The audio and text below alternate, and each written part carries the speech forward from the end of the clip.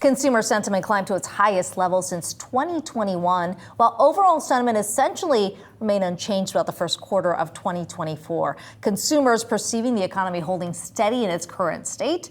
Here with more, we've got our very own Josh Schaefer. I guess the question is, this data is sort of backwards looking, right? Mm-hmm. Is the sentiment still intact? It seems like it from what we can draw from this, right? It's hard to sort of draw too much further because we're not really sure, right? I think overall, the fact that we were stable through the entire quarter is what stands out to me, Akiko. The fact that we ended sort of the first quarter more or less where we started when maybe the data throughout that quarter wasn't as strong, right? It showed a relatively stable economy, but you could certainly find some prints in there like a offset, or like the retail sales report in January or one of the other inflation reports that people could have got stuck on, right? We could have seen this sentiment really tick down. So the stability there, I think through the quarter stands out to me and sort of speaks to maybe where the overall economic data is right now. I think the most promising part of this release today, guys, was the inflation expectations. Inflation expectations are always a very popular thing that people look for in this data, and we're showing it on your screen now.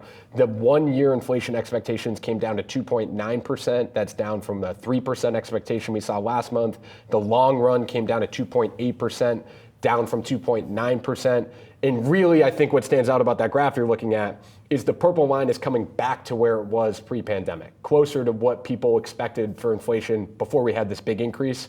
Same with the long-term inflations. And that's just an important story for the Fed. You've heard Fed Chair Jerome Powell talk about this in the past. If people expect prices to be higher, that feeds inflation, right? Because I'm going to just go to the store and pay higher prices and inflation could stay sticky. So it's important, actually, this measure is rather important for consumers to feel like prices are going to come down and sort of fight back against higher prices. I guess it's sort of this expectation, or we've come around to this expectation that if you're talking specifically about the Fed, it doesn't necessarily, yes, the timing matters to a certain extent, but this idea that we are now at the end of the cycle is kind of what the focus is. And that the end is going to be the end that we want, right? Yeah. That end not changing, I think, is really what stands out here. And it's in line with what the Fed said, which is always good for the Fed, that consumers are sort of seeing things the same way.